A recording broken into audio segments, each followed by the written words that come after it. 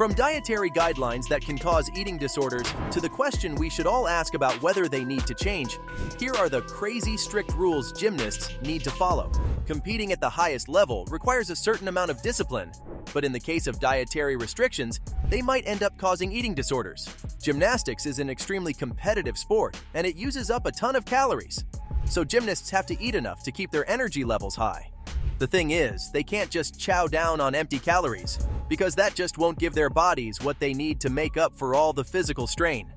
Protein is obviously their main focus, and in the case of Simone Biles, she gets started with protein-dense waffles that can give her a boost for the rest of the day. That also covers her fiber intake to some extent, but she also munches on some fresh fruits to maximize her intake and get those all-important vitamins and minerals. As for lunch, Simone prefers chicken and vegetables, followed by fish and rice for dinner, all of which give her a decent amount of nutrition as she goes through hours of training. The thing is, Olympic-level gymnasts are under a lot of pressure, and when you couple that with the strict dietary regimen, that can make disordered eating a major issue. Just take the tragic story of Christy Henrik, for example. She participated in the 1989 World Championships and executed a near-flawless routine that earned her a 9.95 out of 10. But that wasn't even enough for the top three. Instead, Christy was relegated to 4th place, so she didn't even win a medal after all that hard work. And to make things worse, she had already missed out on joining the Olympic squad the previous year.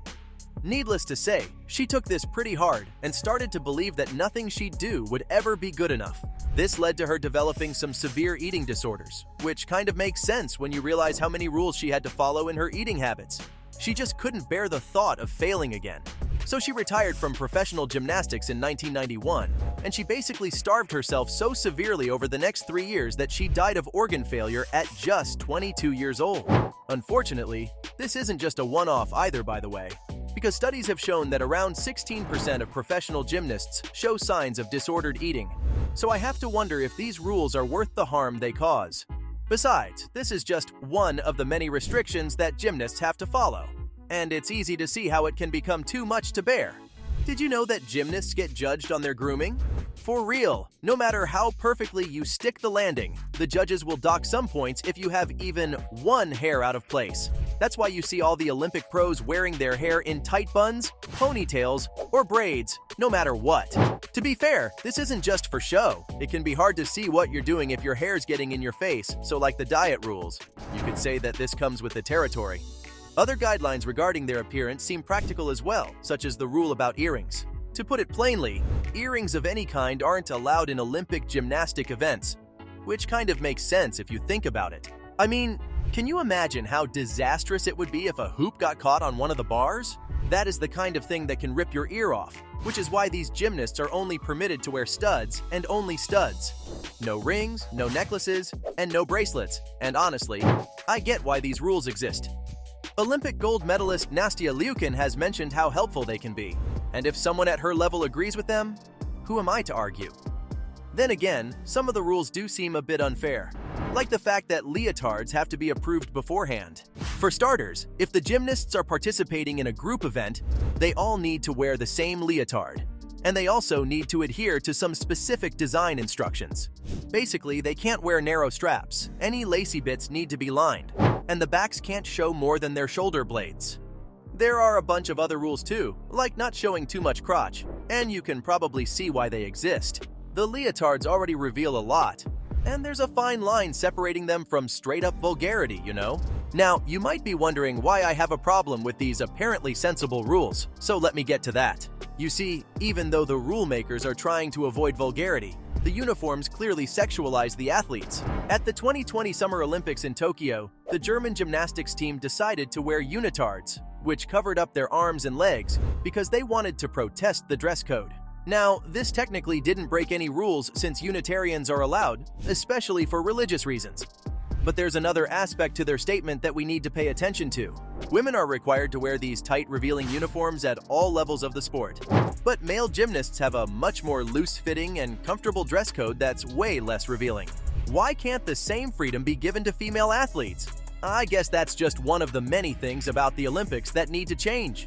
Gymnasts have so many rules to follow that I have a hard time keeping them straight. So maybe they just don't have enough fight in them to care about the uniform. In a way, the very sport they're competing in trains them to push their emotions aside. Did you know that expressing frustration or disappointment can affect your score too? This is a sport that requires precision, accuracy, and laser focus.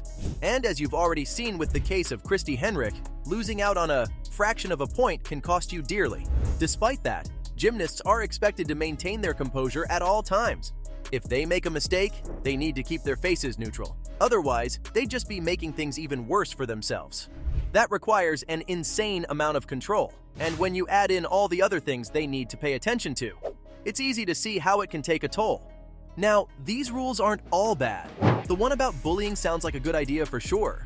Competition can get really fierce, and a big part of maintaining a stoic, disciplined demeanor is to keep it professional. It can be easy to let your emotions get the better of you, but that doesn't mean you're allowed to get aggressive with your fellow athletes, which sort of ties into the whole no frustration guideline.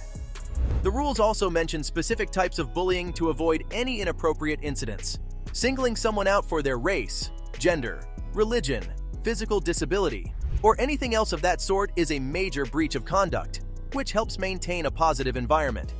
That's super important for these athletes, because a lot of them feel pretty lonely when they're in the middle of a tournament.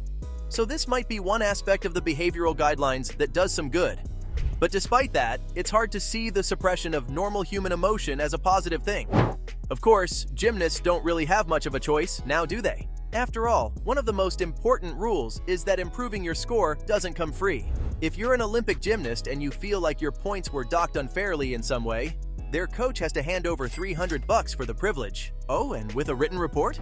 And on top of that, it all needs to be done in just 4 minutes. Otherwise, the score is final. That's just for the first appeal, because trying it a second time costs about $500, and it costs $1,000 to do it 3 times. I should probably mention that the athletes can get the money back if the decision is changed, but if their challenge is rejected, which it often is, all that cash is just gone forever.